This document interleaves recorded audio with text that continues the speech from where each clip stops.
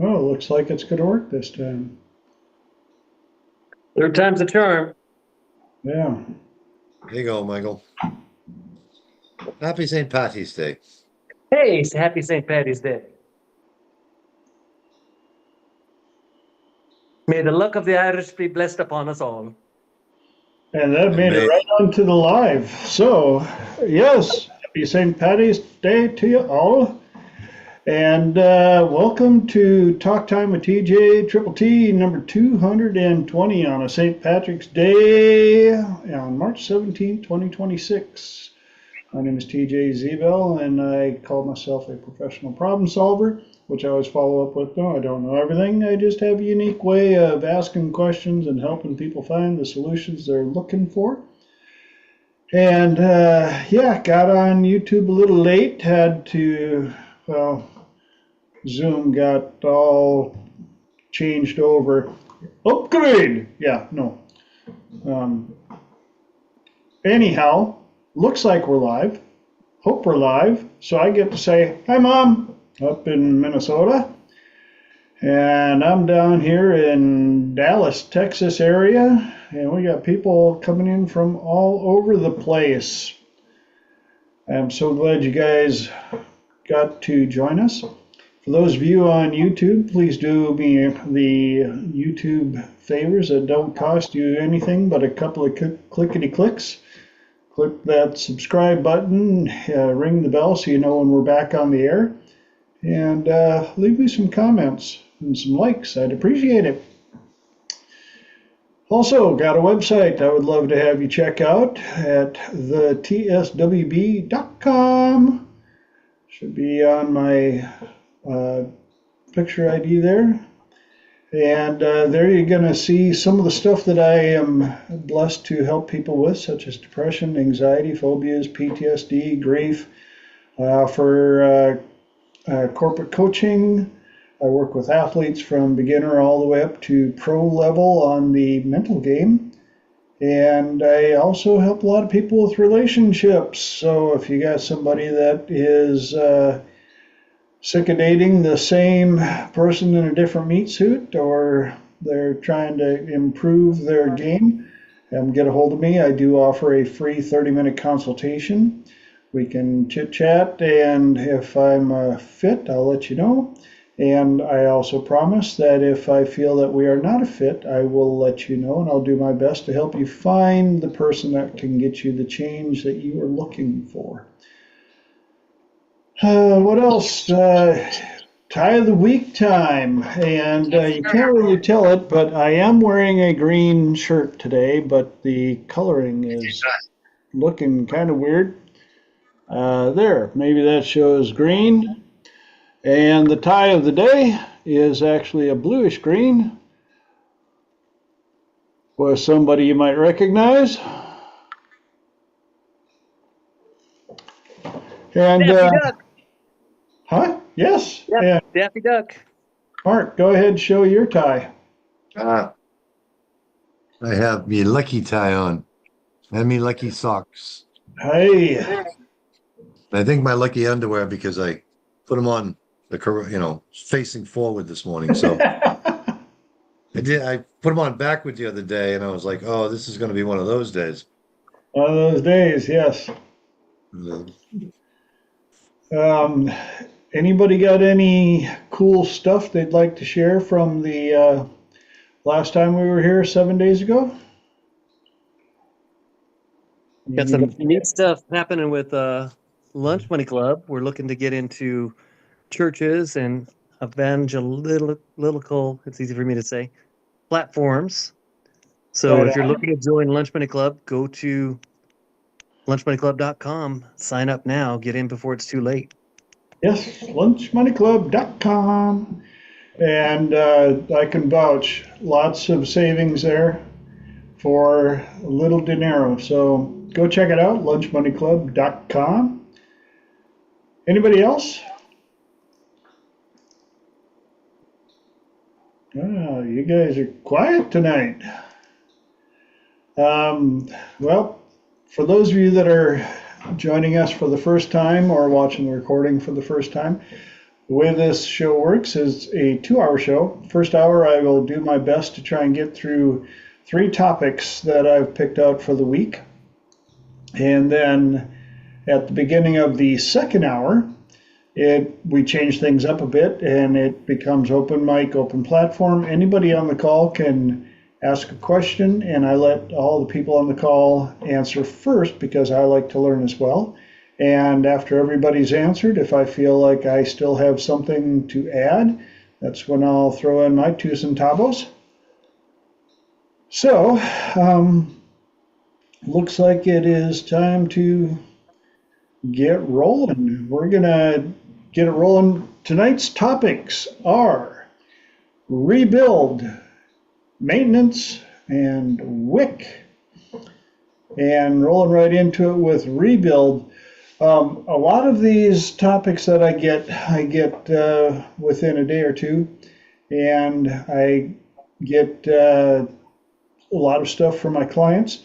This one actually came from an Instagram reel, and it struck home. It was a guy that was rebuilding an old truck. I happened to be rebuilding a 79 Ford pickup, and he pointed out that when you rebuild something, you have to decide that you're not happy with the condition that it's in at the time. You also have to have a vision for what it is that you want it to look like. What improvements do you want to make? And do you want it to look the way it did back in the day? Do you want it to look better? What kind of performance are you looking for? And then you have to tear it apart. And you have to make it pretty much inoperable to make the improvements to put it back together in the improved condition. And it made me think about all the people that I've helped improve their lives where they had to go through pretty much the same process. Are you happy with the condition that it's in? What do you want improved? What do you want changed?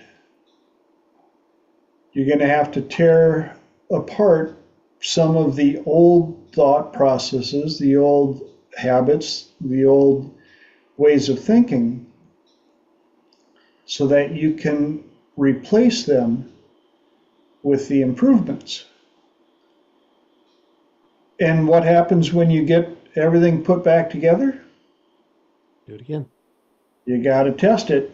Give it a run. See if the improvements worked. Do your tweaking. Get it as running as good as possible. And then you keep at it.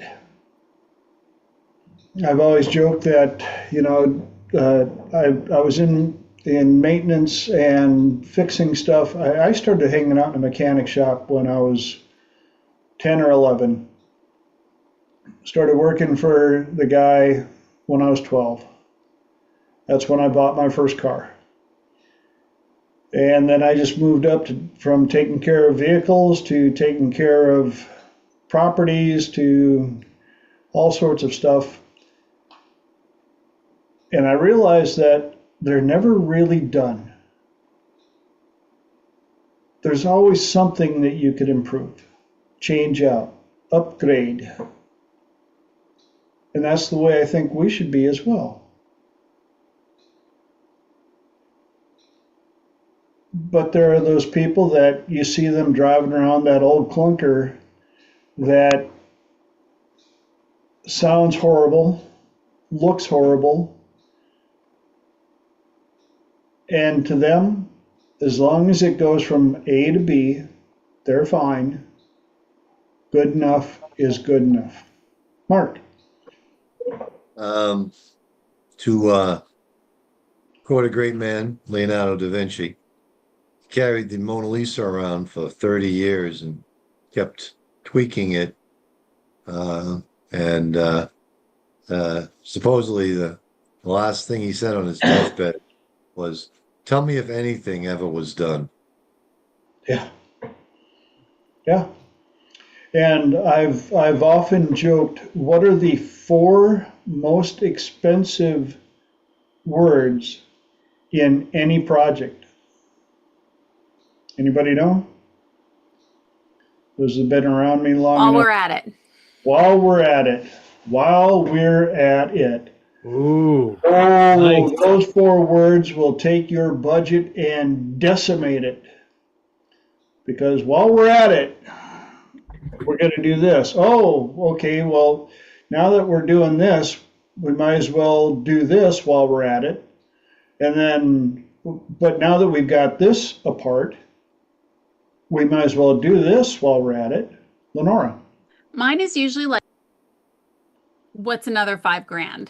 Like that's usually the scale. That's, You're already 20 in deep. What's another 5? So yes. that's sliding scale. But once it, what's funny is like once you hit like 8, you're like, oh, do I really want to? Yes. Something about 7 and 8. And I've had so many of those projects that it's not even the casual flippant while we're at it. It's, well, we're certainly not going to leave this old part in while we're at it. And if we're changing that part, we're certainly not going to leave this part in while we're at it. Mark. Yeah, when I was rebuilding my Corvette with my mechanic, we were trying to decide what kind of exhaust to put in. So he asked me, he says, "Do you want it to purr? Do you want it to growl? Do you want it to roar?" And I said, "Growl." So we didn't put in the Flowmasters. We put in like the next level down. I was going to say, was that a mix exhaust. between a purl and a growl? A purr, a growl, or a purr. roar. Thank you. It sounded like you said like prawl or something. And I'm like, is that a combination? No, Clearly, that's just me prog. Well, being a car man, I know exactly what you're talking about, and yes, good Duncan. choice. But it can also get to the point of frustration. Like the water pump went out on my wife's Explorer about 5 years ago, and Ford, in their infinite wisdom, decided that having an externally mounted water pump that could be changed out by somebody with general knowledge and general tools was too convenient. So they put the water pump inside the motor. And instead of being a couple $100, it ended up being $3,600. Meeting with your family? Because you have to take off the whole front of the motor and the valve covers, and that opens up an entire amount of while we're at it.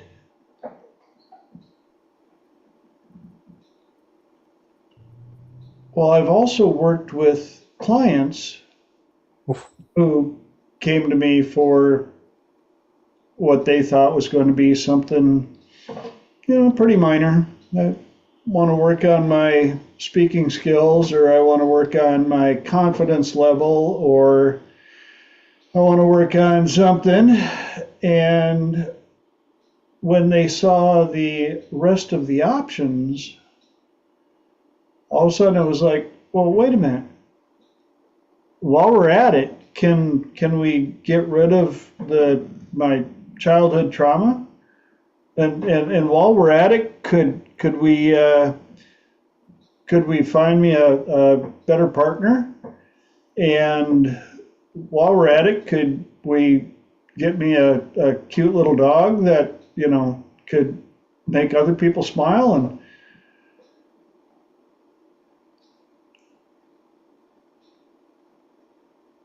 And rebuilding and rebuilding. And the cool part is, at certain points, you look at the progress that you've made, and it becomes undeniable, the work that's been done.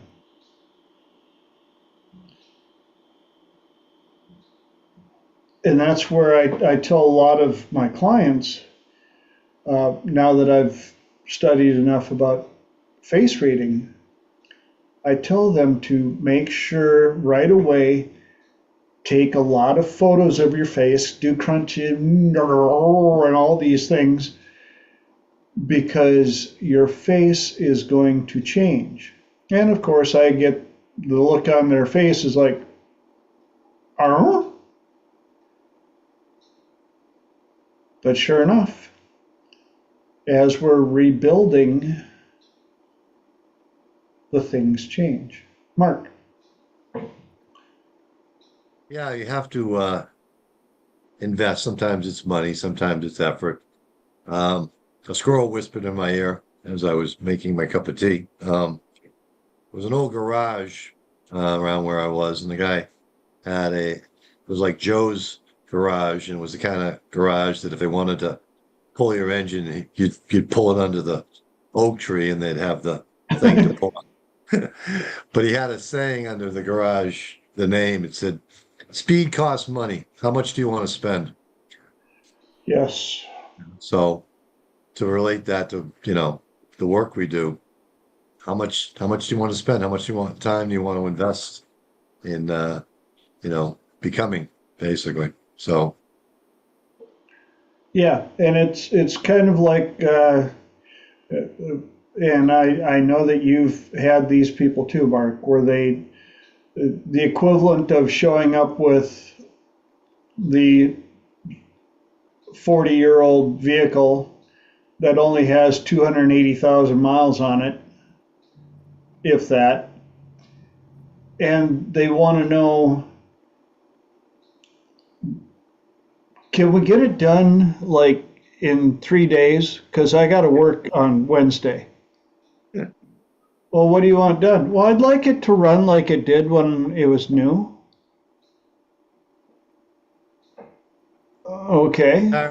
Parents who they've been spending their entire lives, screwing their kid up. They're like, "Here, I'll be back in 45 minutes. Fix them." Yes, please. I'm like, I only get 45 minutes, So. And Mike, yeah, and on a $200 budget. All right, Yeah. well, that gets you an hour. What? Lenora.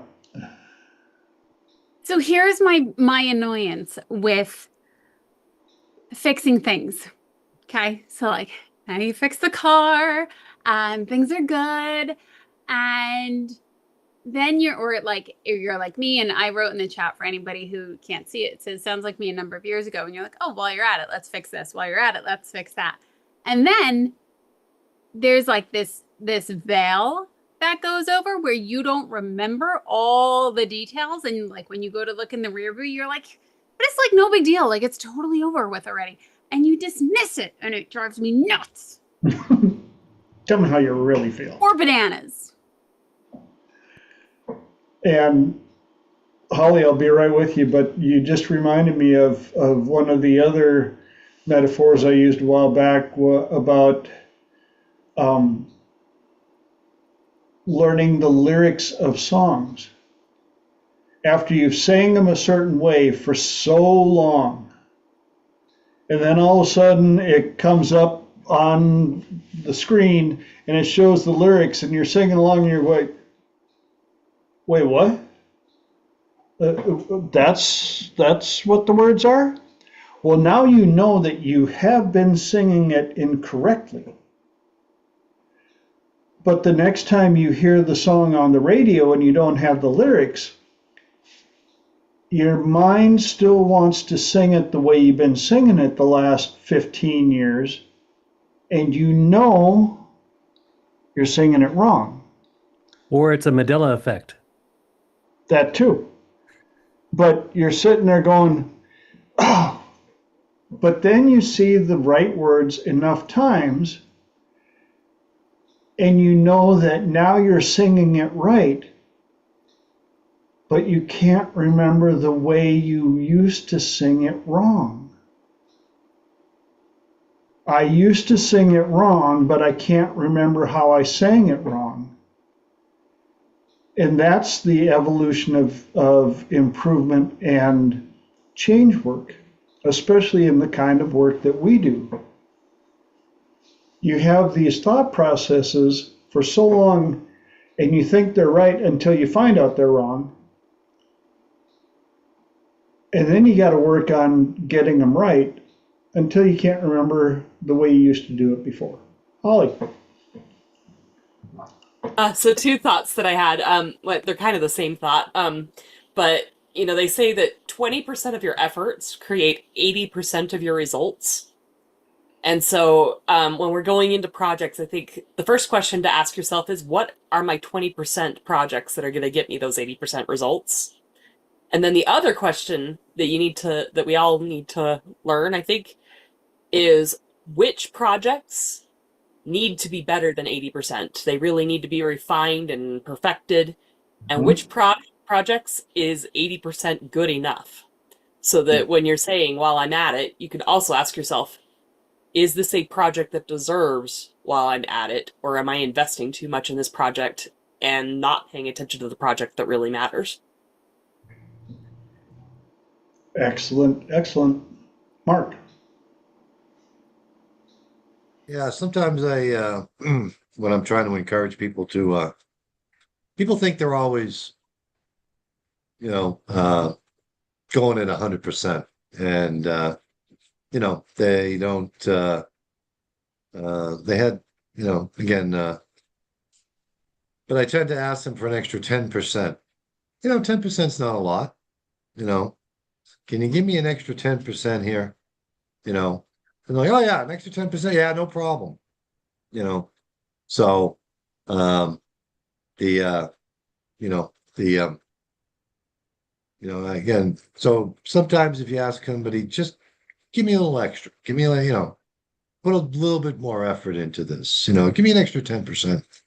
They're much more likely to be willing to put that extra 10% in. That was one thing. And then before Holly talked, there was a squirrel came by, and it relates to our work. And it was a funny line from a movie.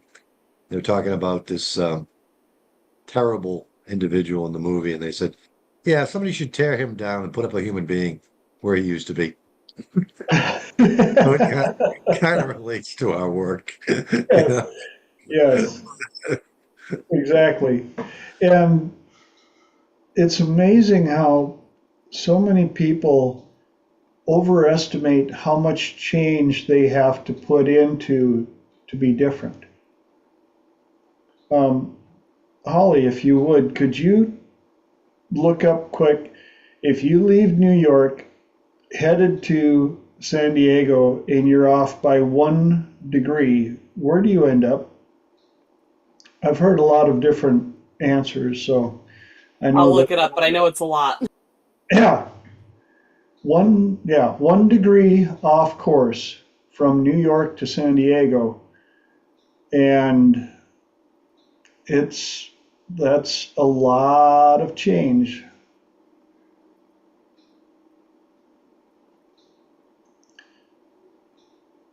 But the other nice thing is when you're rebuilding, you don't have to rebuild into the same thing that it used to be. That's the nice thing, is you can do modifications.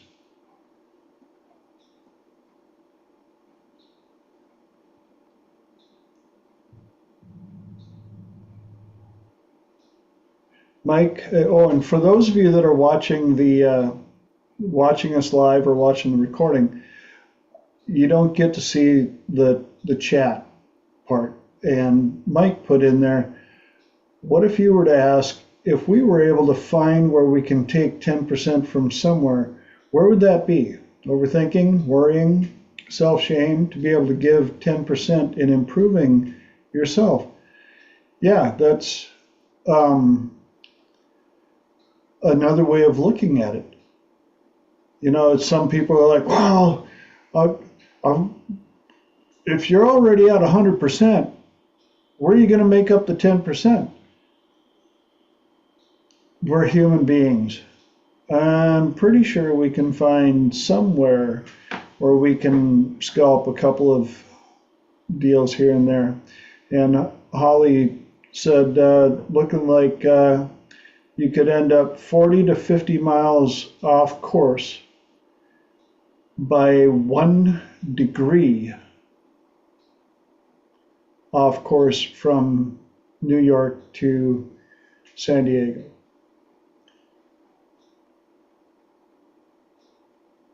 That's just 1 degree. And that's if you start at New York with a 1 degree change and you go in an exact straight line. But if you keep course correcting at 1 degree, and it's only 1 degree more, but it's only 1 more degree, but it's only 1 more degree, pretty soon you're in Canada.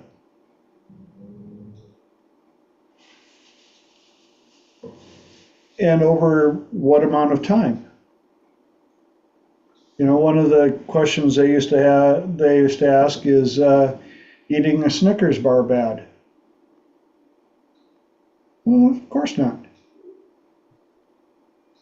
Is eating a Snickers bar 3 times a day for breakfast, lunch, and supper? Well, now you're looking at a different answer. And when it's time to rebuild, what are you trying to accomplish? And where do you want your changes to be?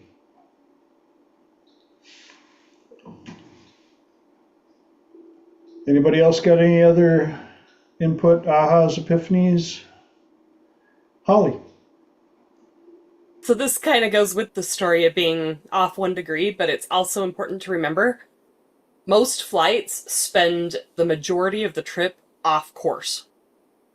And that's okay. The question isn't, are you always perfectly on course? The question is, how often do you course correct? There. And that's the importance when we get back to what I've talked about many times of pre-planning your year. Getting a day planner for the year or a calendar and writing down what your year looks like so that you have that destination set and you have the ability to course correct when you get off course. Now, a lot of people that are working on fitness, and I've got 3 clients now that are working on getting into better shape and working on accomplishing different things. And my approach to that stuff is a little different than others in that I tell them I don't want them getting on the scale. I want them to be getting in front of the mirror. And I want them to be taking pictures along the way and putting those pictures on the mirror. What do you want to change about your body? You want flatter stomach? There are processes to doing that. Do you want more defined arms and shoulders. There are specific workouts for that. But then you look at the difference in the mirror, not the scale. I've had, and the funny part is, I've had a couple of them that, even though I've told them that, they had to get on the scale out of habit. And sure enough, they'll come back and, I've been working my butt off and I haven't lost a single pound. I'm like, okay. Do your clothes still fit the same? Well, no. Pants a little looser? Yeah. I gotta tighten the belt up. Like, yeah. So you weigh the exact same, but you've gained 3 notches on your belt.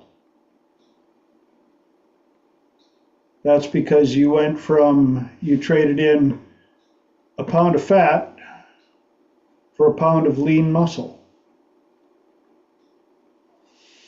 You're rebuilding with a different outcome in mind. Any more inputs, ahas, epiphanies? Mike put in the comment, lean muscle in a different area, not the donut holder. Yes, exactly. And that's why having a vision of what you want the finished product to look like when you're at a certain level of the rebuild. And we just had a rebuild specialist join us from San Diego. Mr. Duncan rebuilds stuff all the time. Mm-hmm. And when you take vintage equipment like that, and time has done what time will do, you have to go, well, how do we want it to look? How much work do we want to put into it? How much money is it worth to stick into it when we get done? Just like that fine piece right there. Yep. And you have to assess, is it worth the time and the input for the outcome we're looking for?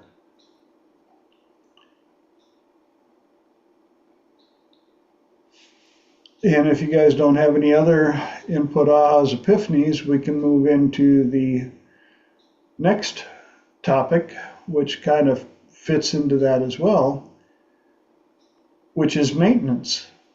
Now, I've been a maintenance specialist for quite a number of years. For 15 years when I lived in San Diego, I took care of rental properties. And 80% of them were college rental homes. Oh my! Maintenance upon maintenance upon maintenance. And it was so easy for people to see the maintenance that I was doing because they would let things go until, of course, they break. Because, college kids are so good about taking care of stuff.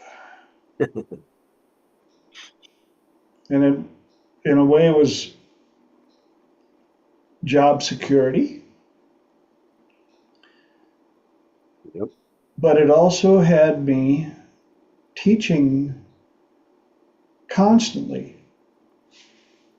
If you want to make it last, you have to understand how to take care of things.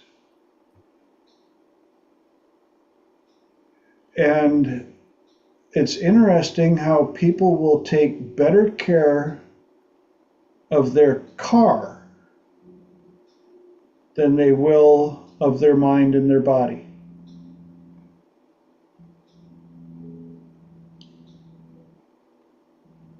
And I think part of it is simply because you just know. You can't put 500,000 miles on a car. Well, you can with the right maintenance.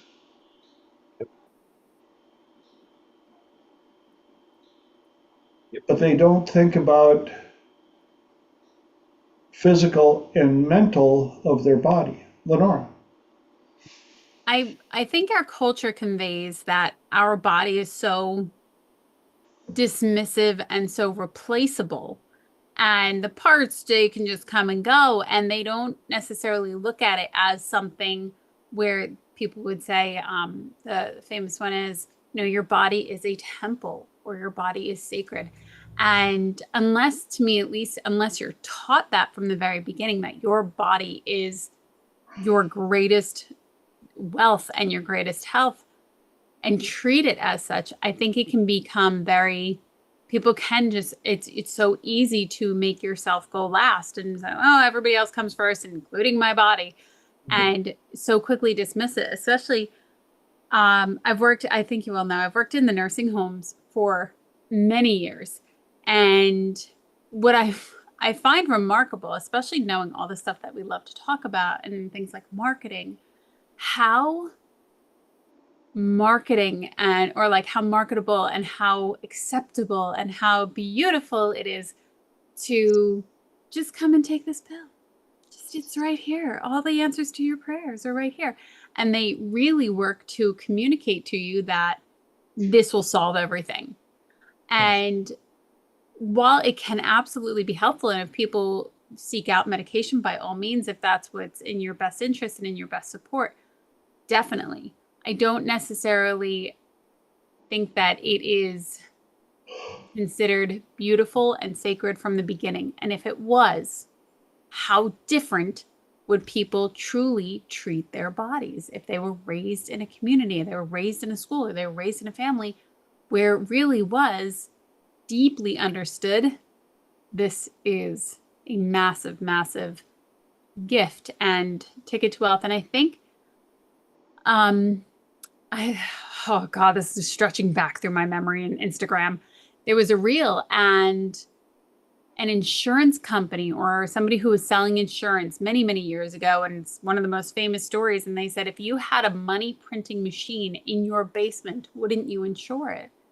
And that's how he got so many sales for life insurance, because he's pointing out that you are the money printing machine. You are your source of income.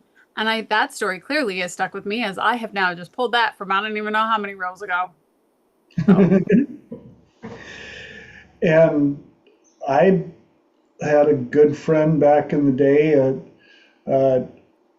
a millionaire, multimillionaire, and I ended up working for him because he suffered a stroke and couldn't drive properly. And so I was basically a chauffeur companion. But it showed me at a young age that doesn't matter how rich you are. If you don't take care of your body, it can go away and you can be trapped in it. Mark. Another can of worms to open up as far as maintenance goes is on a serious note is about maintaining your relationships. Mm-hmm. On a lighter note, Lenora, I do treat my body as a temple. Occasionally, barbarians sack the temple, but for the most part, I treat my body just like a temple. But They got run over by a bunch of people carrying kegs. What the what?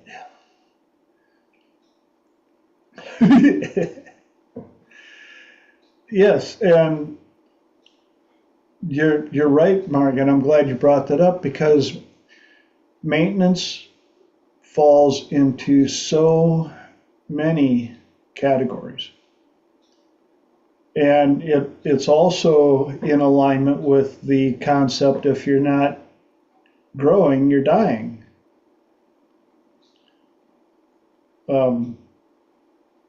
a lot of people that know me know that I'm the one that calls people. Right, Mom?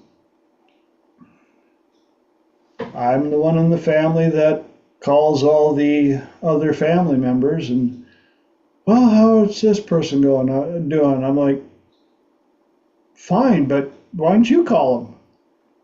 Well, I don't want to bother them. They might be busy, and I'm like, didn't stop me from calling them, and we talked for 2 hours. Yeah, I should probably do that someday. 2 months later, I'll call the same person and go, hey, you heard from so-and-so? No? Good, call them. Yeah, I should probably do that. Yeah, probably would be a easier way for you guys to share some information. And my brother and sister would get mad at me because I would call them and they'd be like, you talked to Mom at all? I said, yeah, we just talked the other day. Well, she never calls me. I said, she doesn't call me either. I call her. Right, Mom?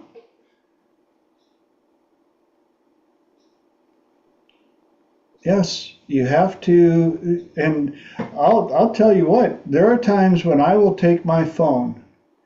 If I know that I've got 5-10 minutes, I will open up the contact list and I will go,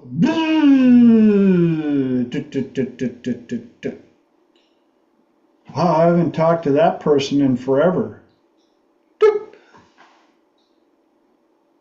And I might get a hold of them. I might get voicemail. Who knows? But I'll leave a quick message and just go, hey, thought of you today. Thought I'd give you a call. But I've also had them where they answered like, holy cow, I haven't talked to you in forever. I'm like, yeah, I know, because you don't call me. Mark. Yeah, a couple of years ago, like I said, my sister's a little older than I am, and I decided I was going to make a habit of calling her every day, just to check in, just to touch base, and it became such a strong habit that if I don't call for 2 days, she's ready to send out an Amber Alert on me. Like, where you been? I haven't talked to you for 2 whole days. You literally create that pattern with people. Like I said, and she's pretty much my only, like I said, she's my sister, and I want to touch base with her. Again, a lot of days there's nothing new, but but we both feel good that, like I said, just about a daily basis, we touch base. But if I'm missing in action for more than 24 hours, Yep. she starts to like I said, she goes into Amber Alert mode, and she'll reach out, so when you try to when you try to when you're trying to create that connection with people, you hope they reciprocate, but not necessary. Just, again, just, yeah, I'm here if you want to talk, Yep. We had created a very strong, brother sister bond by that, by our daily Good. confab, I guess you Yeah. call it. Well, and Mike put in here, because Mike and I are both from the Midwest, I'm from Minnesota and all that, and he said, how do you overcome Midwest nice to ensure yourself that you are not pestering someone? Mike, we now have things called voicemail. If they're busy, we'll get voicemail. And if you can also just, if it goes to voicemail, hang up if you don't want to leave a voicemail. And I've had people that I've done that to, that I've called them and Maybe a call came in or something, so I had to hang up. They'll call me back. Yeah, so I missed your call on their time frame. But somebody has to take the initiative. Lenora. I have to like pay attention to like mute and put the hand in and stuff like that. So especially pestering. So I'm going to go on a couple of different things. If I'm thinking like, oh, I'm pestering them, who taught me that? Who made me feel like calling people was going to be bothersome? Yes. And people will say to me, you know, I know you're busy, or I know you're working. So think like people that are close to me, and they'll say, oh, I don't want to call you, I don't want to bother you. And I will tell them every single time, I said, you are not a bother. I have a choice if I want to pick up the phone or not. If I pick up the phone, that's on me. If you call me and I can't get to it, that's okay. That's still on me. I will reach back out to you. And somebody very near and dear to me will say repeatedly, I don't want to bother them. I don't want to bother them. I don't want to bother them. And I remind this person that the people that you don't want to bother one day will not be here. And as unfortunate as that is still a very real thing. So you're thinking that they're bothering. So this is the conversation that I'm having with them. And I'm saying, you're thinking that you're bothering them. And I said, we just spent 6 hours with them, or 7 hours with them, whatever it was. And he said, at any point in that conversation, did any of those people say that you are a bother to them? When they asked, hey, do you want to go here? Do you want to make plans to do this? Did anyone ever say, you're a bother to me? And they'll say no. And I said, exactly, because you're not a bother. You might think you are a bother, but they don't think that. And also, the sentence that you're saying, I don't want to be a bother, or in this case, I don't want to pester them, is the same sentence that was given to you. You were taught it.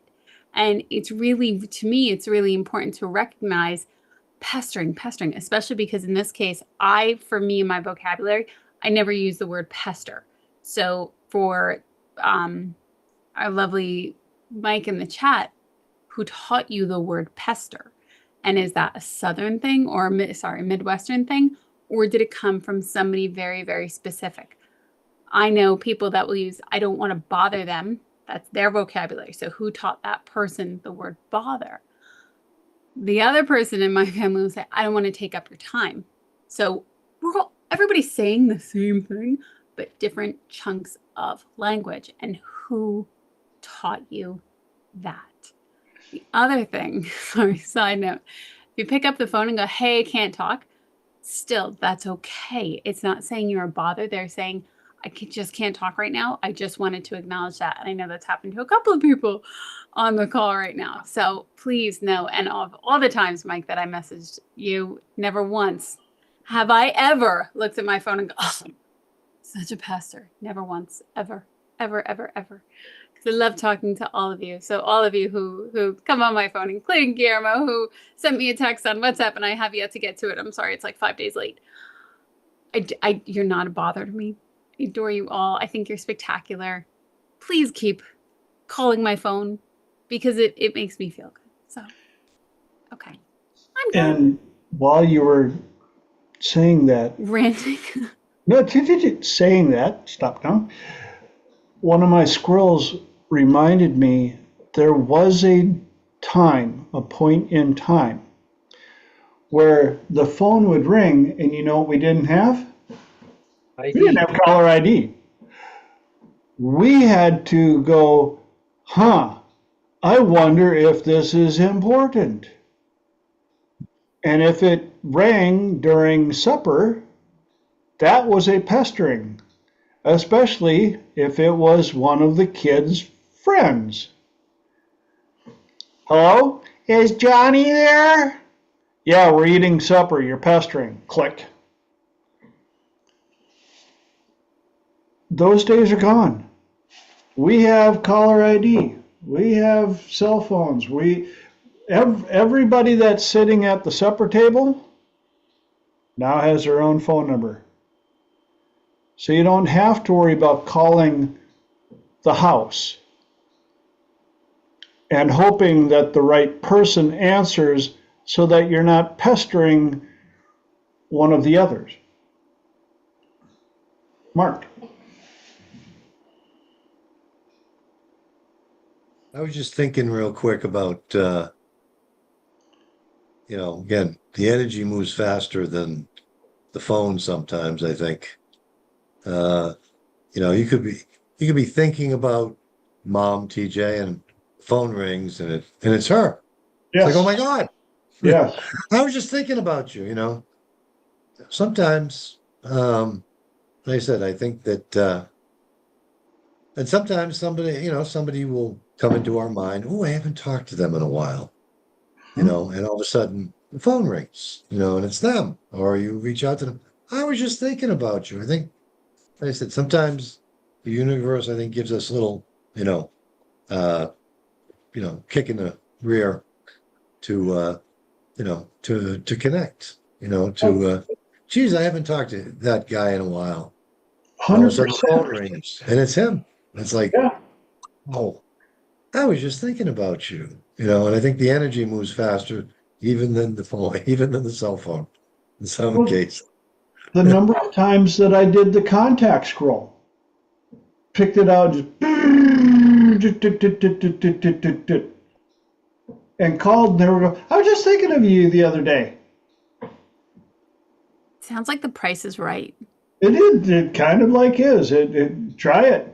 Just, if you've only got 3 contacts in a new phone, it's not quite as fun.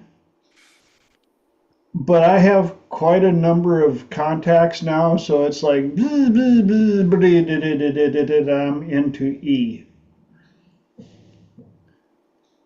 Michael.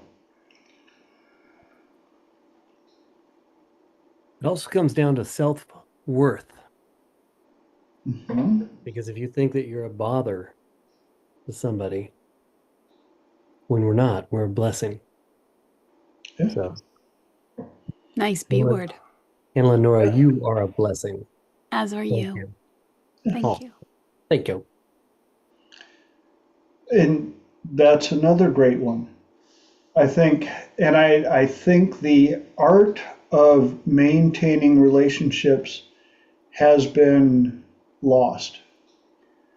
I remember growing up that, Sundays meant that you were going to maybe go to grandma and grandpa's, or we were going to go here or go out, in the tiny little village I grew up in Minnesota. They had the polka circuit. The farmers would get up early in the morning, milk the cows, do the chores, get cleaned up, go to church, go back to the farm, do a couple more chores, maybe change into, because they had to change out of their church clothes. But then it was time to go to one of the local dance spots, and there was about 5 of them, and do some dancing and hang out and socialize and talk to your neighbors, and because we didn't have the cell phones and all that stuff. And they were so good at maintaining the relationships. Yep.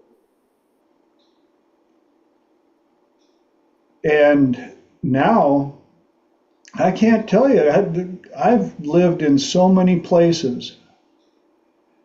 And the place that we live right now, it totally, sadly, blew my mind when I was talking to my next door neighbor, and the neighbor across the street was coming over to pick something up. And I said, oh, here comes Rick.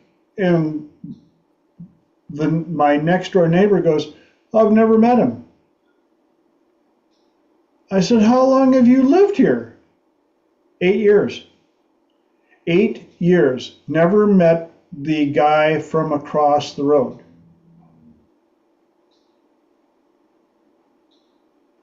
Like, for real?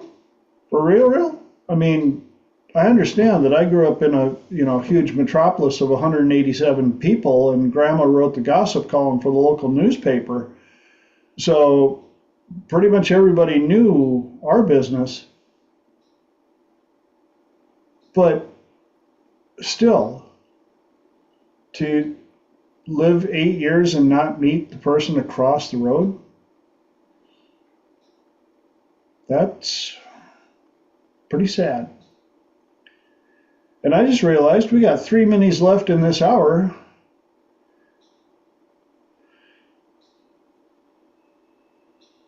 And if I'm going to get 3 topics in, I'm going to have to slam this one in quick, which I think I can.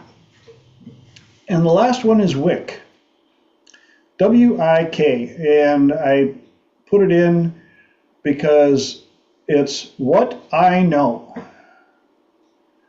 What I know. And I've come to realize, and you hear this, there are certain sayings that you hear from adults as you're growing up that just don't make sense. And one of them happened to be, the more I learn, the more I realize how little I know. And now that we've got the internet, people thought that, well, the reason that people just don't know enough is because they don't have access to information. Well, that theory's been shot right in the caboose.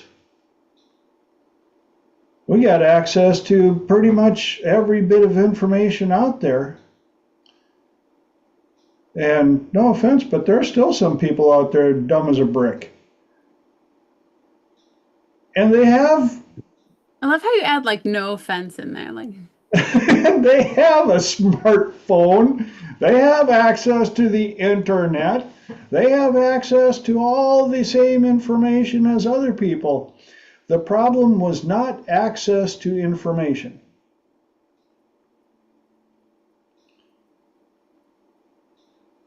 And so I keep trying to take an evaluation or keep track of what I think I know so that I can improve on what it is that I know. And that's why I like hanging out with you guys. Because you all are some pretty smart cookies. And you help my my information input quite a bit. And I think I saw a Duncan book swing by the camera. Where? Right there, look at that. great stuff. Good. There's so much different information out there, which is why when I introduce myself and I say that I'm a professional problem solver, but no, I don't know everything. I know I don't know everything. In fact, I know that the amount of information that I know, if this is everything that there is to know, I am not even a 1/100th of the thickness of this piece of paper in the width of this room. And I'm okay with that. Because you guys who really know me know that I just want to keep learning. Mom will tell you, I've since I was a kid, I just wanted to, and Mom, God bless you, I love you. How did you put up with, well, why? Well, how does this work? Why? Well, then what? Why? Well, how come? And how does this work? Mark. Yeah, I was going to say, I think the people in this chat, this room. I said, or on a par with me, you know, if the book of the human equation is this thick, okay, I'm on page 40 or 50, but look how thick the book is, okay? You know, most people are not the folks in this group, but most people are on page 5. So when you're dealing with humans in their natural habitat, remember, they're on page 5, you're on page 50, okay? But you have to be humbled by the size of the book, Yes. okay? Because it's this thick, and you're only, you know, you haven't, you know, begun to you know, get into the heavy duty chapters later on. So, but I think this group is well along the way to getting it, you know, pursuing that knowledge that, you know, and I'm honored to be part of this group. Well, thank you. And I think we've all met at least one person who's still stuck in the preface. And we're getting into the second hour. So, Michael, what you got to share with us? We'll just continue with your wick. Well, Just saying. So one of my favorite sayings: "When you're green, you're growing. When you're ripe, you're rotten. yes. And as soon as you're rotten, you fall off the tree." So I don't want anyone falling off any trees in here. No, not for a long time. Keep growing. Keep learning. And I'm gonna real quick let anybody that's new on the call or watching the recording for the first time, if you missed the introduction, here's what's happening now. We're into the second hour of our 2-hour show, and it's open mic, open platform. Anybody on the call can ask a question or bring up a topic, and I let those on the call answer first because I like to learn as well. So who's got a question or a topic? Michael said he'd like to keep on the topic of WIC, but now I hand it over to you guys. And what does WIC mean to you, and how does it motivate you, or what would you like to build more of in that concept?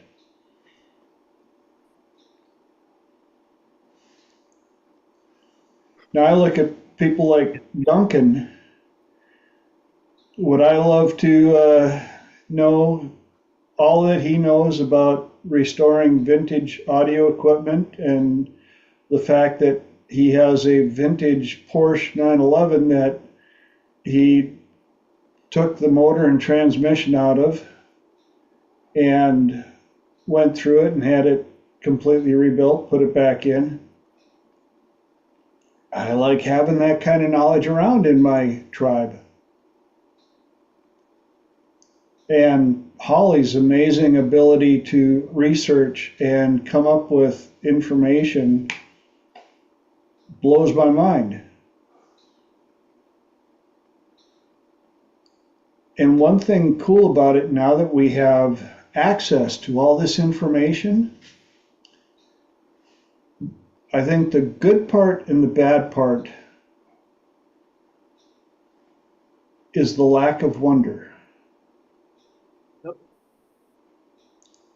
Anybody got any comments, epiphanies, ahas on that one?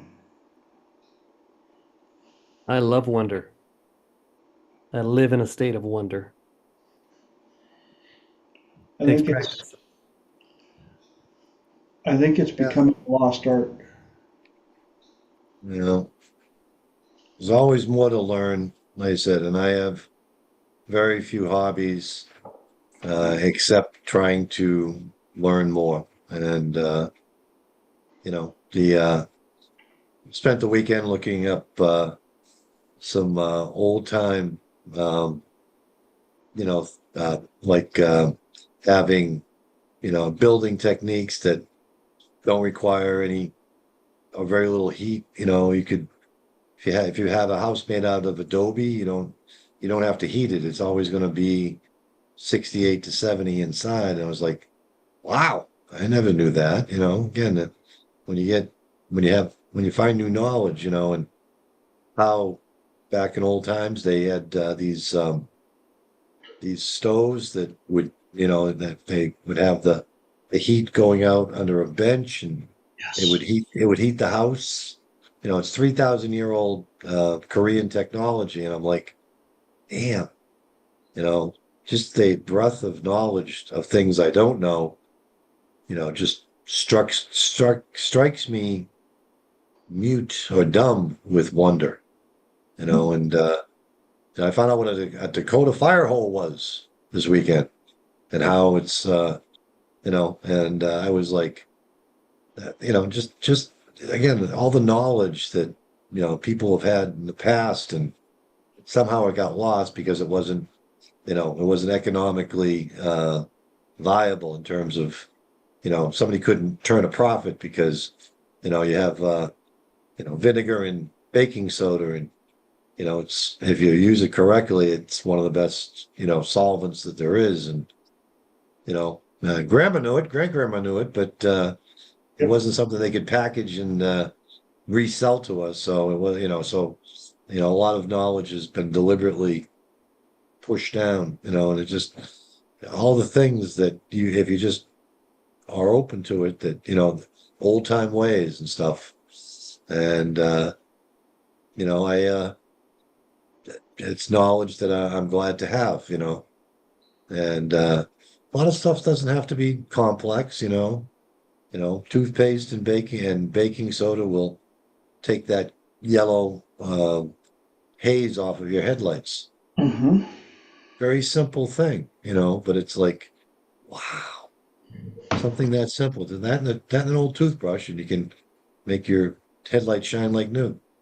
Again, something simple sometimes. Like I said, and then things, people have been around for a long time and they've figured out a lot of things, and I love finding out the old ways. We used to have a thing called Victory Loaf during World War II, and it fed, 100 million people who could only get meat once or twice a week. And it was made out of soybeans and has 20 grams of protein in it.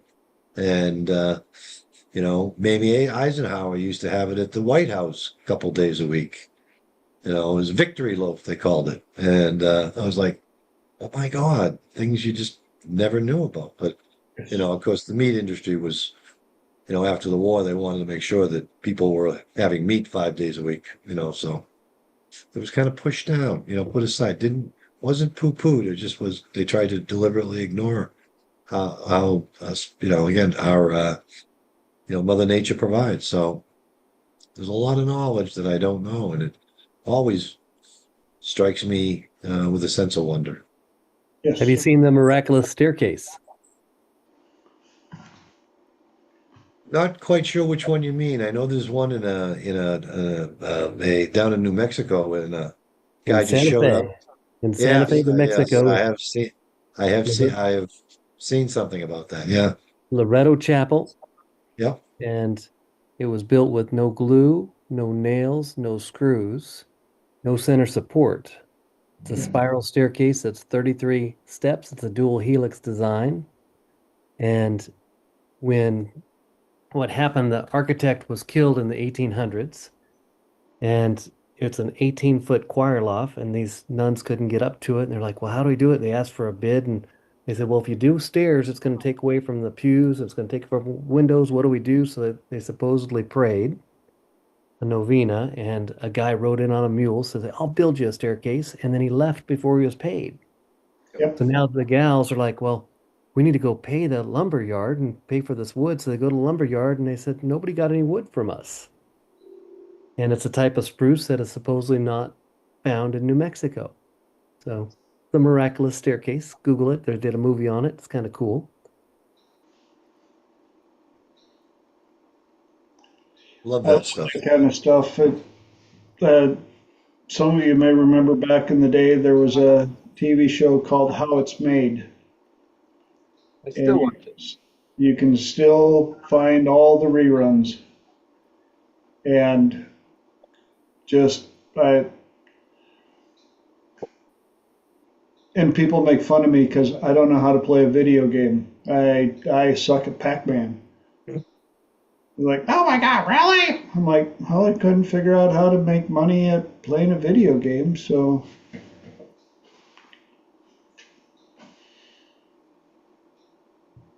I learned how to do other things.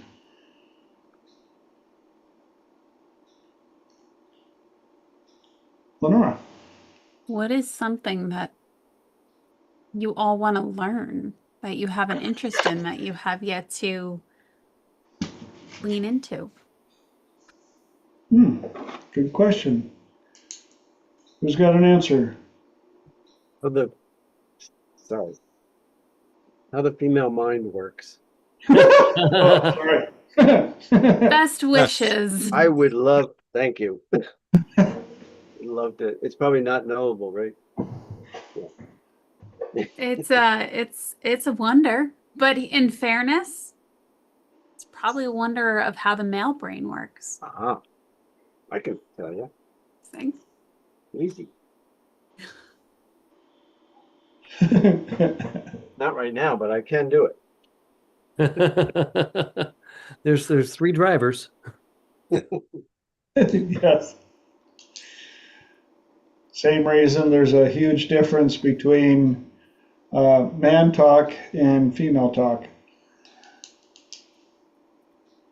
Oh yes. Well, I've been complimented by some very women who've got their stuff together. When I tell them, I say, "Gee, I think I might be the only guy on the planet that understands you guys." And their response to me is, "You might be right. You might be the only one." That was a high compliment.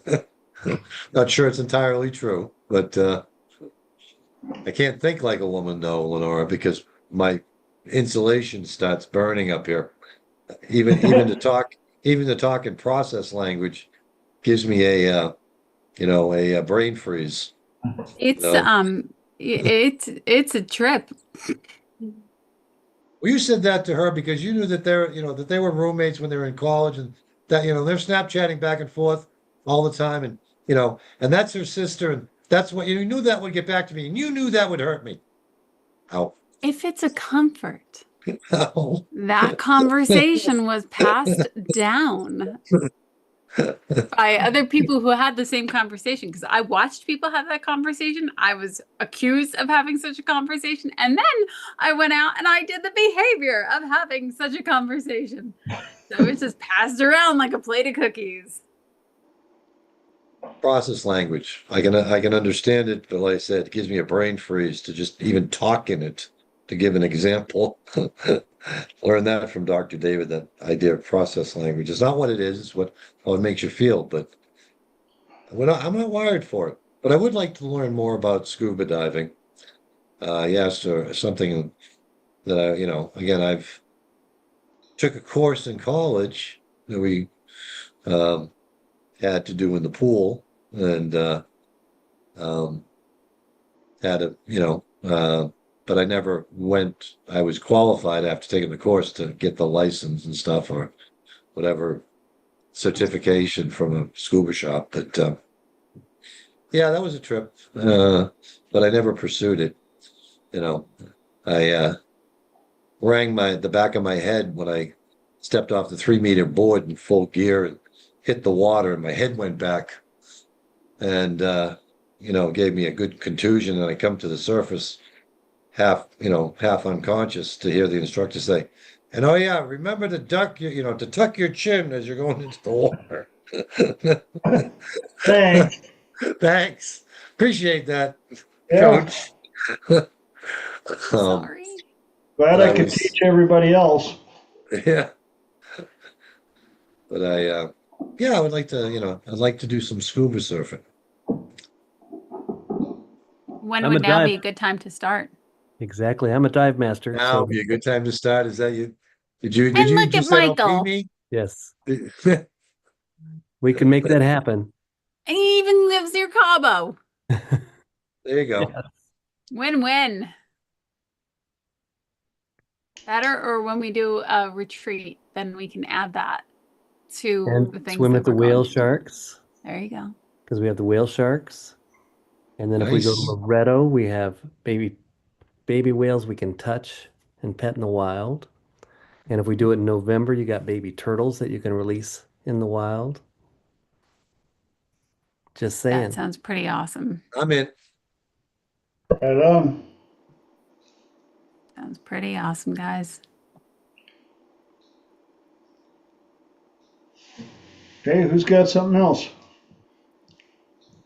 I have something. Good. PJ and I were speaking earlier, and I might need some help with this, TJ. We came up with this term, verbal constipation. We were talking about certain people that we know that have a very, very challenging time listening, right? Even if they ask a question, they jump in with another question while you're trying to answer the first question, Huh? right? So where I got to was that a lot of people have so much in their head, this dialogue, and when they hear something, they want to share their personal experience all the time, and so they're like so full of these words that it causes like this constipation, like they it's like held in, uh or they can only hold it for so long, and it has to come out, which prevents them from being able to listen to people and actually learn and have like a conversation, bantering back and forth, ask some questions and get to an answer that is satisfying for both parties, you know. So I know I would assume that the guys in this group might have some experiences with their clientele that do the same thing, and how frustrating it must be.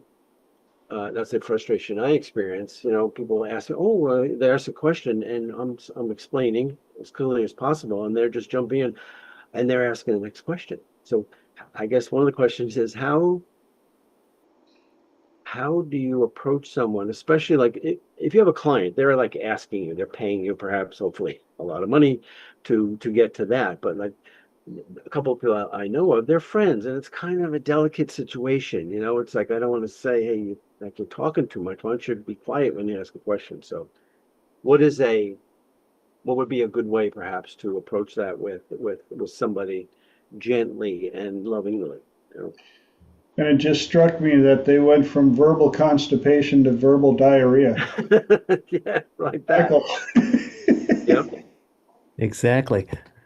So the best way, and as we all know, to deal with situations like that is active listening and mirroring what they say. And if they interrupt again, then you need to call them on it and say, okay, what specifically are you looking for here? Are you Yeah. looking just to talk, or are you looking to get some assistance, or where are we going? Because if you don't call them out, if it happens again, it's going to keep happening.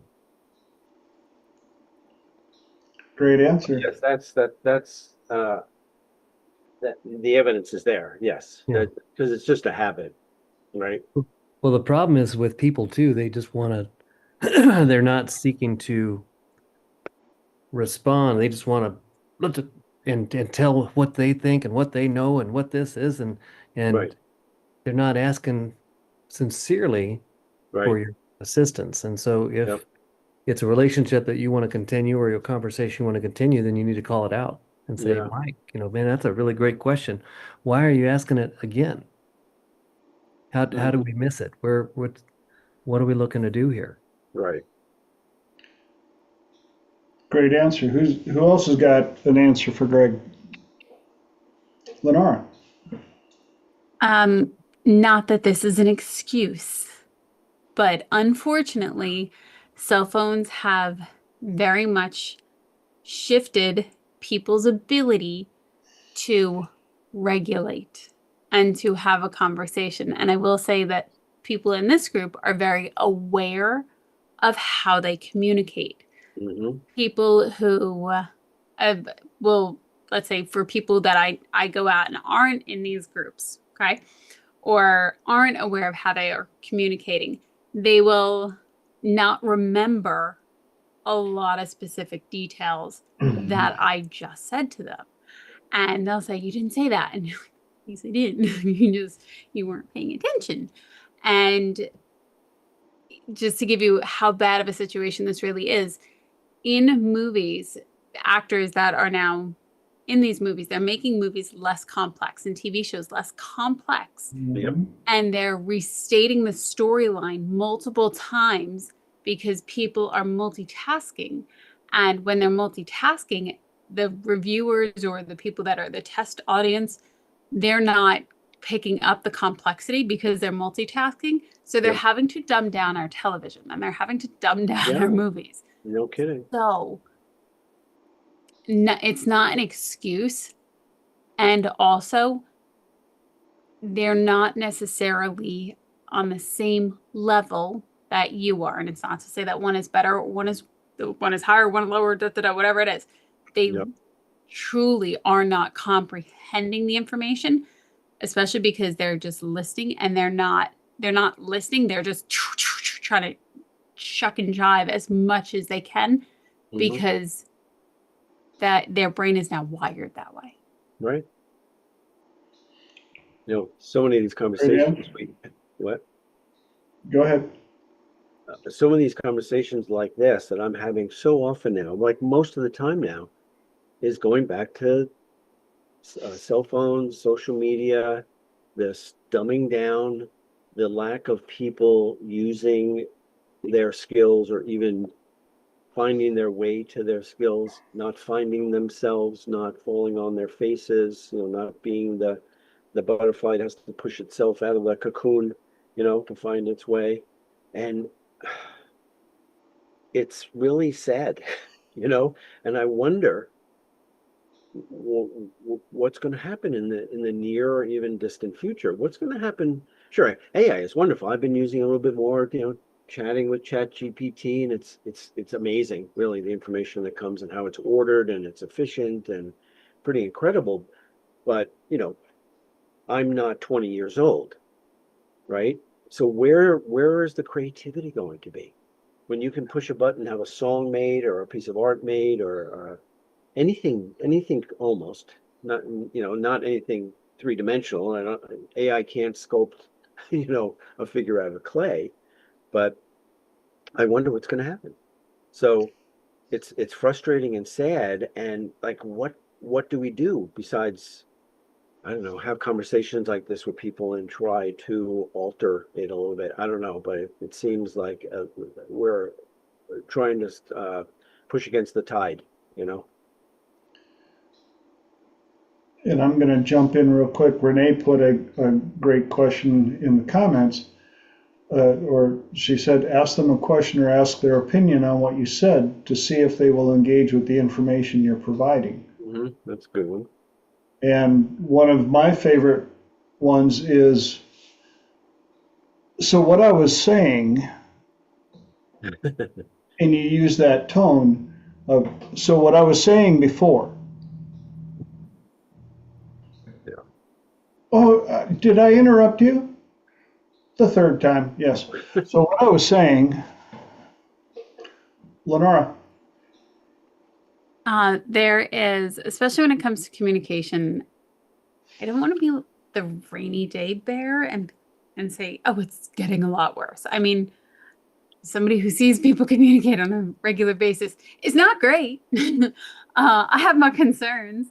There's this as a great book or as somebody to follow on social media. His name is Jefferson Fisher, and he does a beautiful job of reframing, and he is massively easy to follow in linguistics of helping people redirect, especially when we get into people who are narcissists or people who are dismissing. And some people just aren't aware of it, or some people are just very wrapped up in themselves. The other thing that I was going to say, and the lovely Holly might be able to chime in on this if she's available. And I think TJ has probably seen something about this. There is basically like what the spiritual world is saying is that there is a separation going on, as in there's a division and there's a glass separator. Like you can see them, they can see you, but there is a separation going on, and that's why it can feel so odd. And I definitely remember having conversations back in my 20s and in my 30s, and they're not necessarily the conversations that I'm having today. Or I remember how people used to communicate in my 20s and 30s. I remember also picking up the phone to order pizza and call for movie times. So communication really has shifted significantly.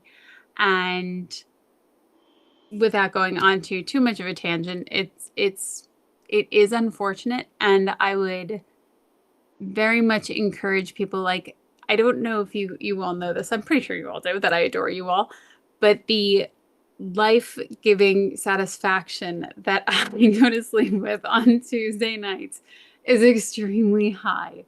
My heart is so happy because we do have these conversations, and they're not doom and gloom, and they are expansive. And even though sometimes we're talking about, heavier topics or deeper or maybe more emotionally hurtful topics, it still feels deeply satisfying to me, and very, very, every time I go to sleep, I'm so grateful that we get to spend this time together. And this to me is a space, or you are the people that I want to keep finding in this world. I want to keep going and traveling and finding more people like you all, because I think you're fantastic. And because after we communicate, you feel it. There isn't an emptiness. There isn't a, there isn't a different drain. There's a life-giving energy after we spend time together. So noticing that in your life, and noticing, did I just walk away from that person and feel drained, or did I feel inspired? Did I feel uplifted? Did I feel like, somebody by the name of Duncan sent me a book in the mail, and it's fantastic. And I got it in the mail and I cried, and I messaged him saying, this is something that inspires me to now take the next step and say, hey, this is something else that I want to do, and to write a different type of book. So that's what it is. Or like when I get to meet Guillermo in Chicago, that gives me life. That gives me inspiration, and things feel so much better. So find more people that lift you up or move you forward in that inspiration. Or that are open to being moved forward by you. There you go.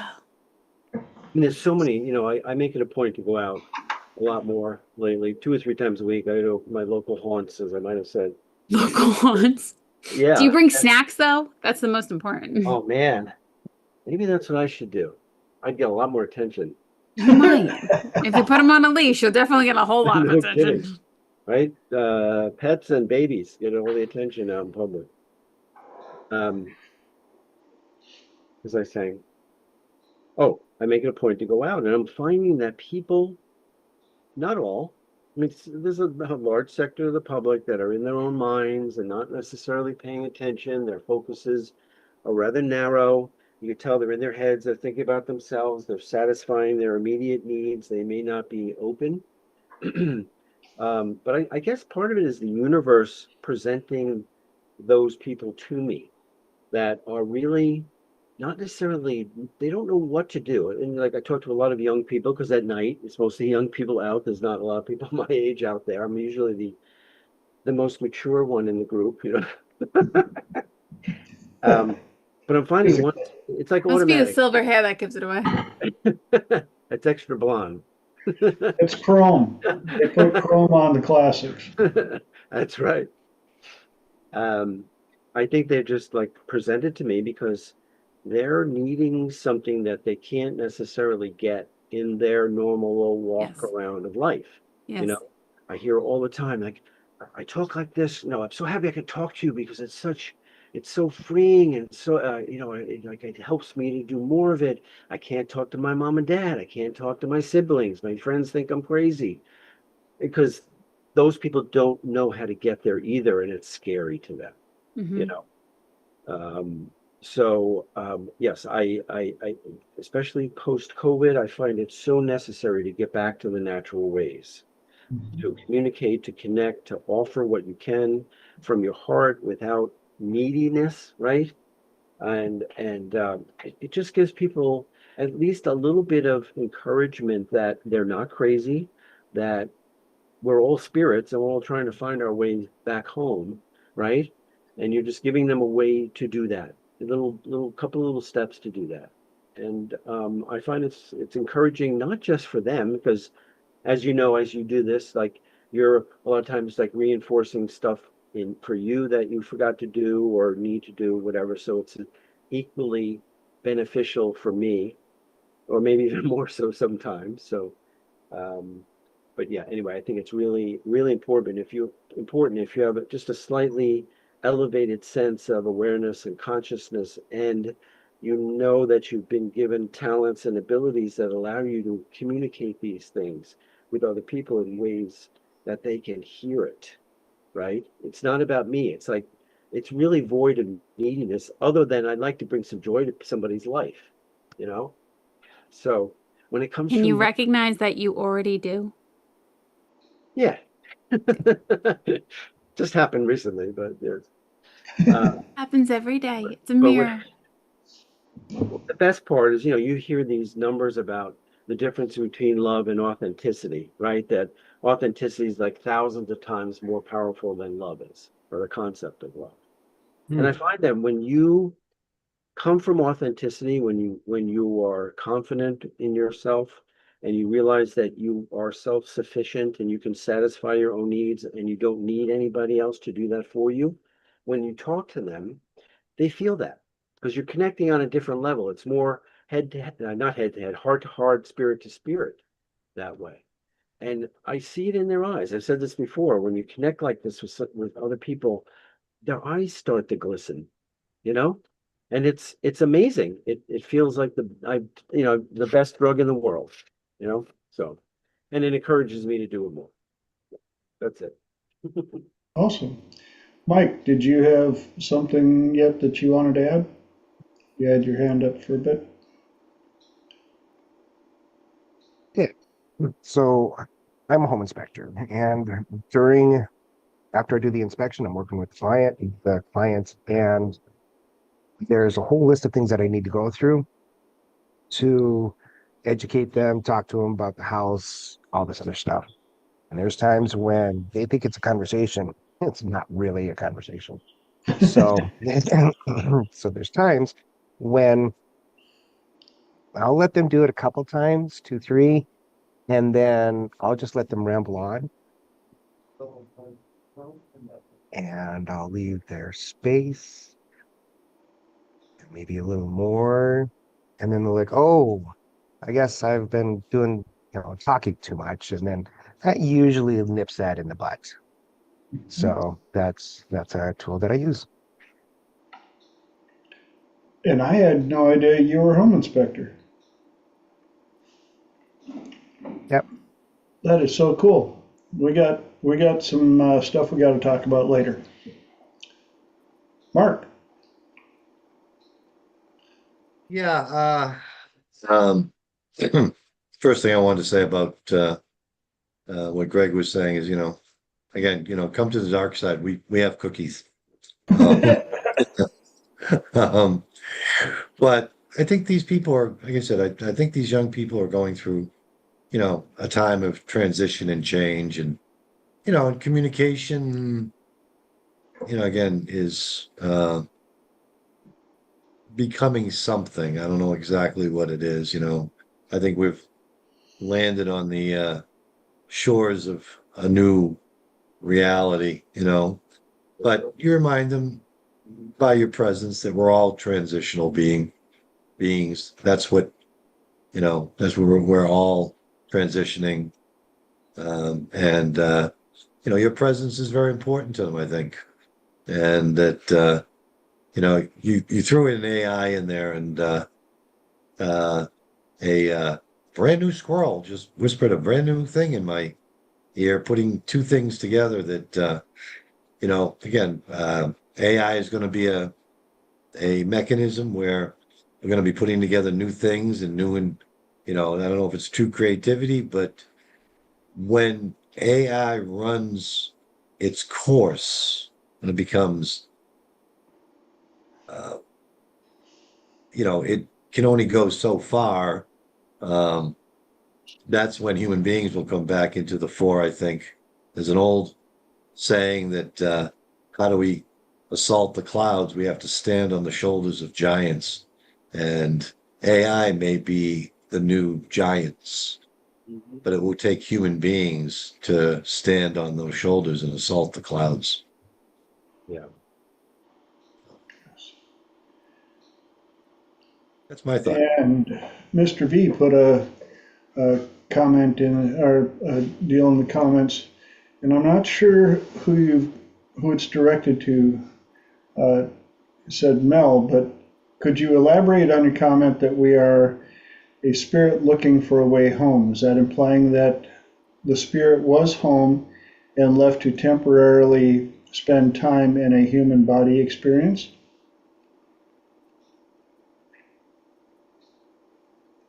I think so. And also greatly handicapped. So we forget probably 99% of what we know when we're back home.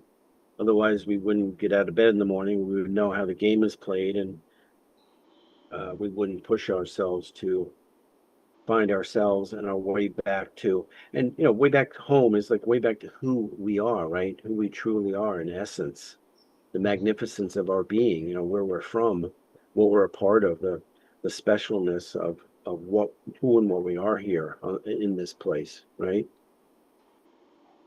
So we yearn because we know as spirit, we know everything, but yet we're handicapped. Like there's this wall or veil between what we know and who we are so far on this plane, right? So I think we're yearning to get back there because it feels so good, because it is so natural. It's like family. It's real. It's legitimate. So that's what I think we're trying to find. I mean, this is not an easy place to live if if you're paying just a little bit of attention.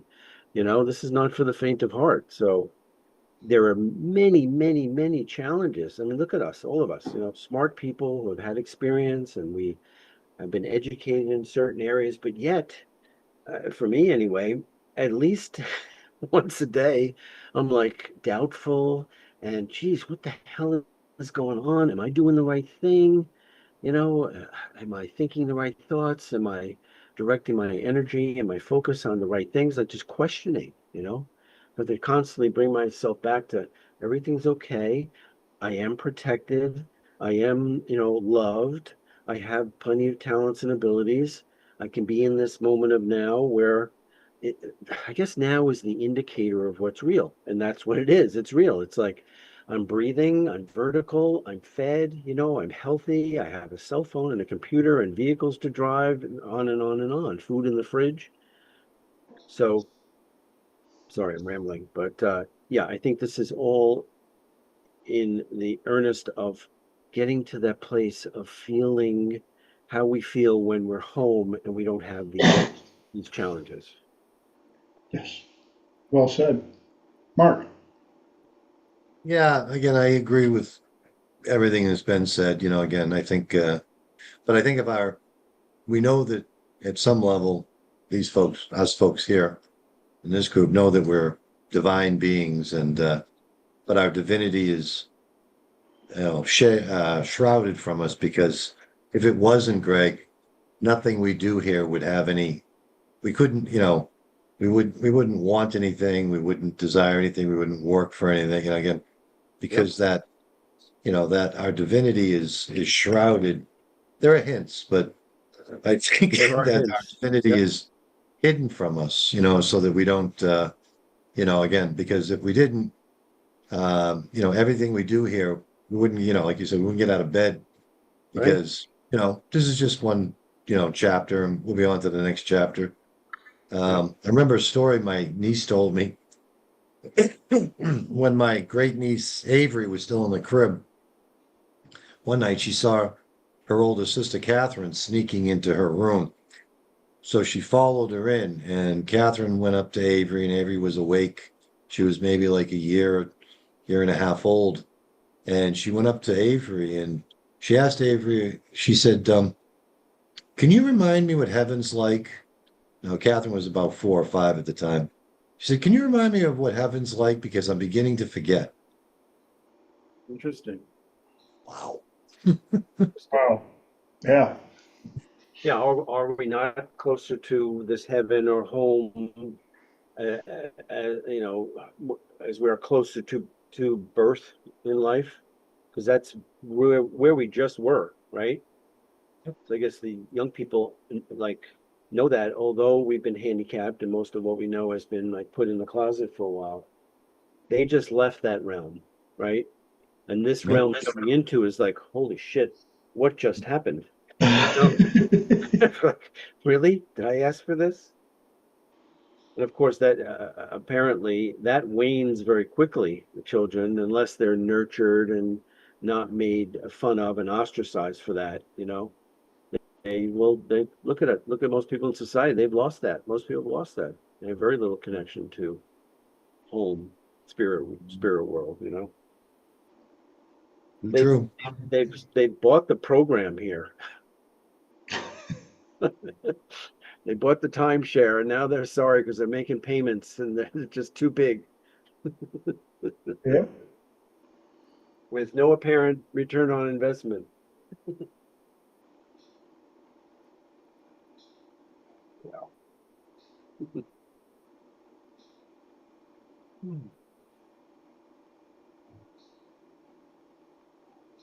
And then the silence was deafening. The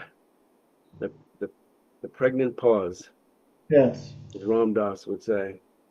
Well, we've got 16 minis left. Is it time for, yes, Lenora. I heard an interesting quote today, and it was, if you're feeling judged, you're not feeling supported. And I don't think I had ever heard it that clearly. Yeah. What are our thoughts? I liked it too, Mike. Like, holy crap. Who's got a comment on that or some introspect?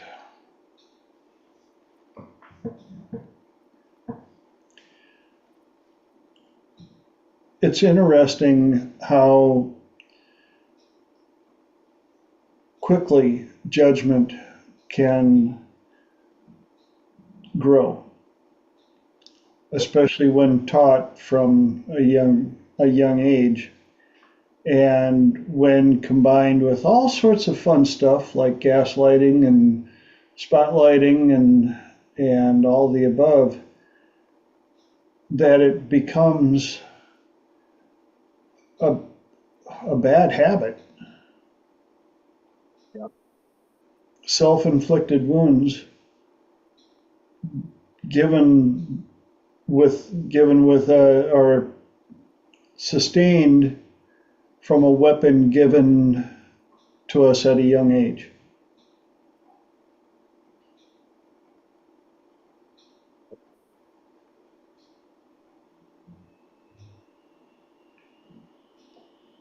And I had one of my clients bring this up the other day, and they said that they feel like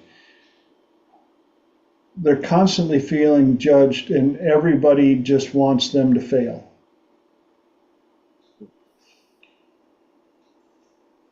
And so I had to remind them of one of my sayings that you guys have heard many times: in the quantum of possibilities, best case scenario has just as much probability as worst case scenario. The one that shows up the most is the one that we look for and feed the most energy to. Yes. So if you're feeling judged in a bad way by quote unquote everybody. That to me sounds like an ongoing worst case scenario. What would be a best case scenario? Yes, Renee, correct. It's the crabs trying to pull you back down into the barrel.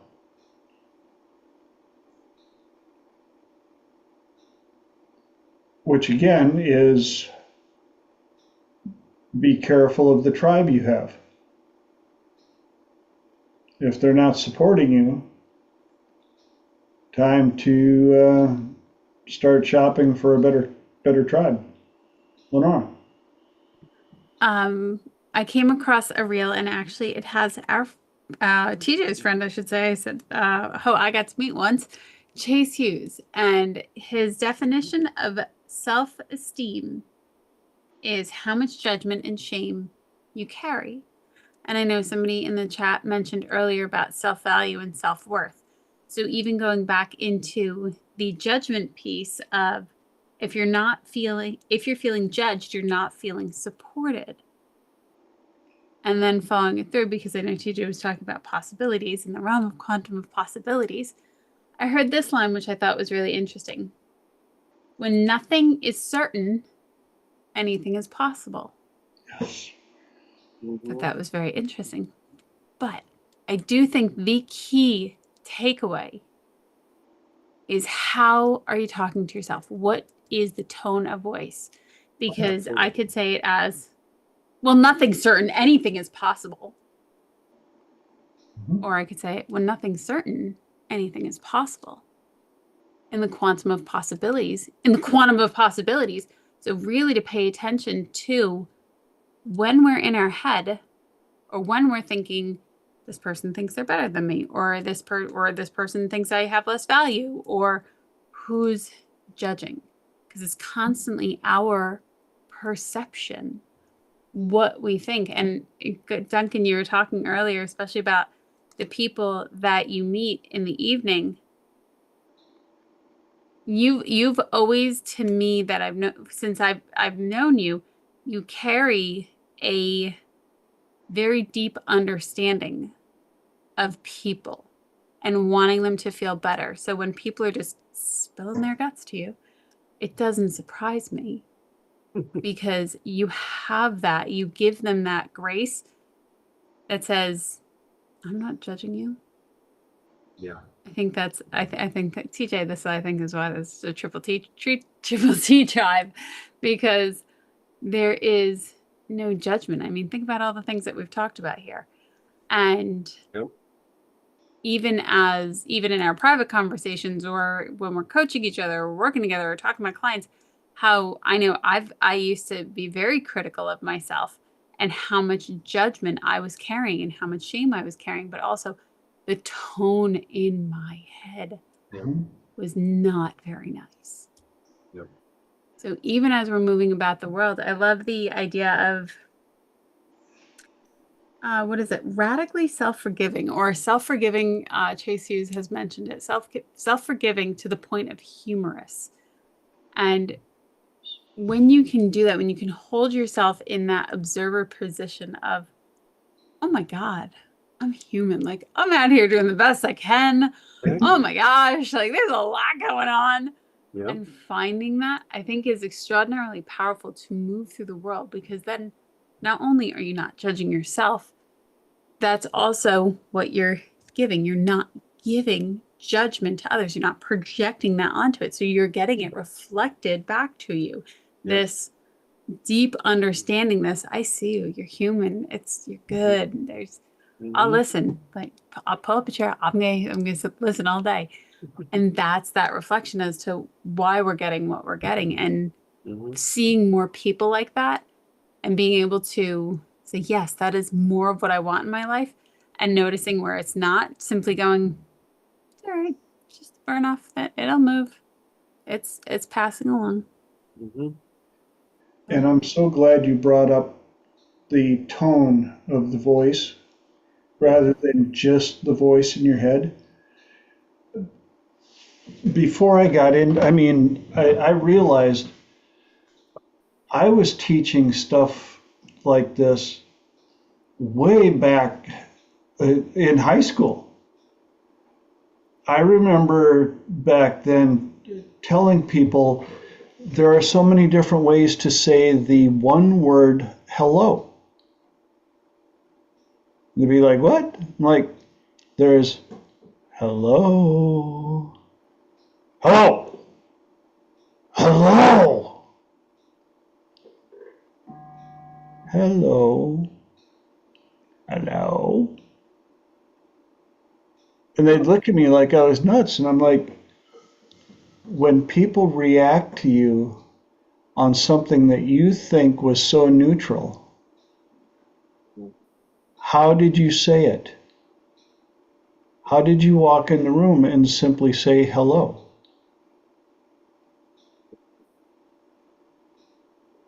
And if that can change that one word that drastically, imagine what having that tone in a whole conversation could do. Yep. Mark. Sorry, the squirrel just knocked me over and did my minion hello. But you answered the question I think that Lenora asked earlier when you were talking, TJ, about when you're authentic. You don't give a rat's ass how other people judge you. You're not wasting any energy, or when you're being your true self, I think. You don't worry about judgment. You don't give it any life, any energy. So you're not letting other people rent space in your head, thinking, oh, I'm being judged here. And I think Greg, when he goes out, I think he doesn't worry about, oh, who's this old guy? What's he doing here? This is our time. This is our space. What's he, Right. But he's authentic, like I said. So, he doesn't worry about being judged. So if you're not looking for, again, if you're authentic, you don't give a rat's ass about being judged. You're just yourself. I'm myself wherever I go. So I'm authentic, and Mhm. you're not, so to go to the other half of that question, again, who's going to support me in my authenticity? Mhm. I'm not going to judge me because I'm authentic. I'm me wherever I go, for good or ill. I'm me. So, um, you know, um, my friends used to always say, I started talking to people, up the doctor's in, because I'm me wherever I go. I just, and I think being authentic means that you don't worry about judgment.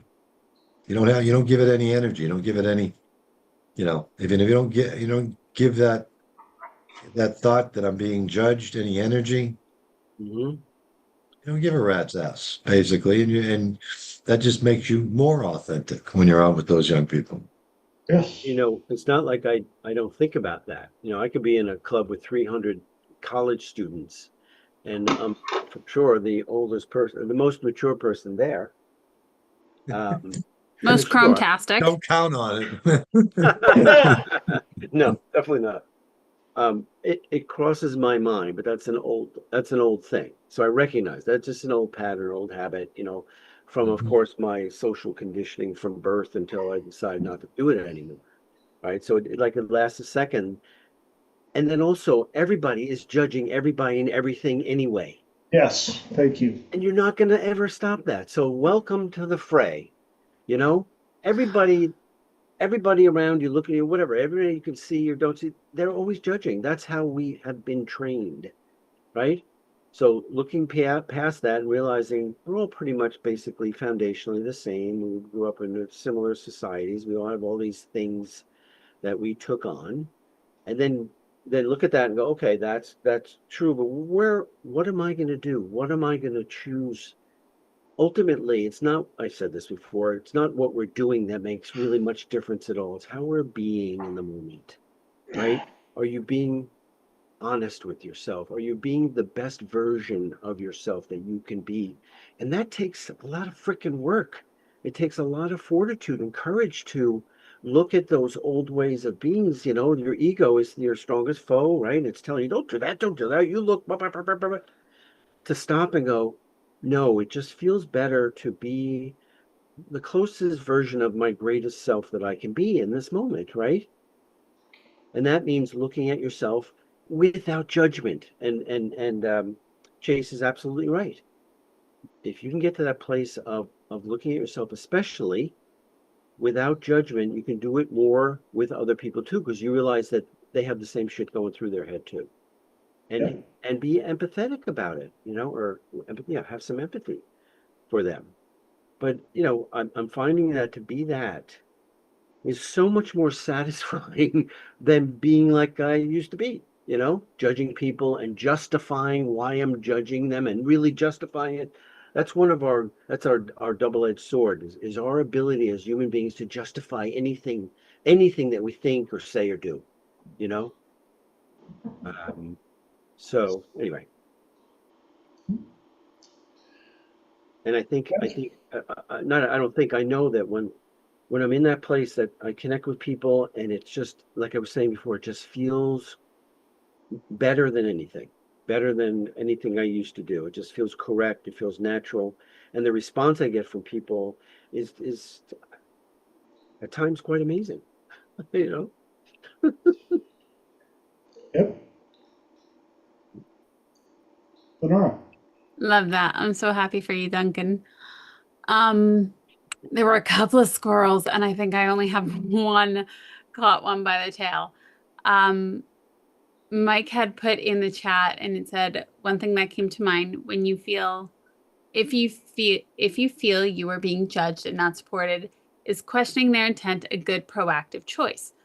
And in case you were wondering what the female brain is like, seeing 16 different angles of why somebody might have said what they said, the way they said it, and how they said it, that'd be a little bit of as to how the female brain works. That being said, one thing that one of my friends had said to me was to always assume positive intent. And although that is a bit extreme because we don't want to assume, but at the same time, I think in that capacity, it's very helpful. And another squirrel just came back, and thank goodness. People are saying so many different things. And Brent Baum has said, we go in and out of memory anywhere from 15 to 50 times an hour. So if I said something to you that said, now let me ask you something. Or if somebody said, now let me ask you something.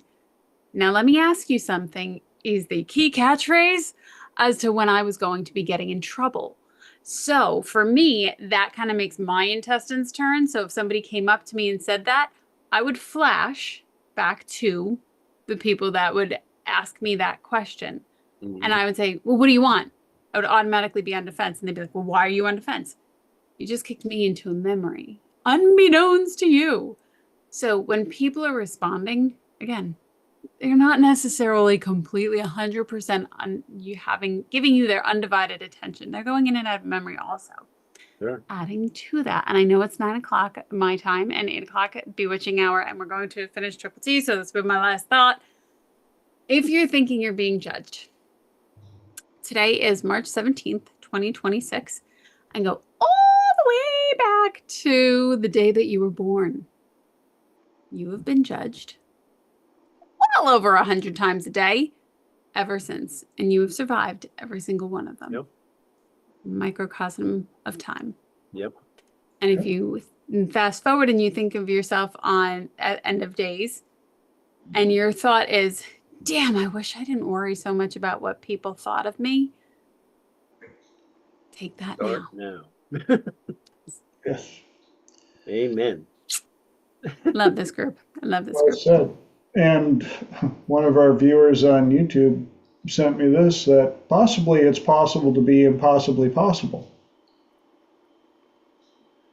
Oh my God, say that 3 times fast. That's a possibility. Possibly it's possible to be impossibly possible. Yep. That's a good one. But it's also possible that we are, well, it's not even, it's true, we are overtime. And how many times have I brought up, if you don't believe in time manipulation, all you got to do is Hang out here.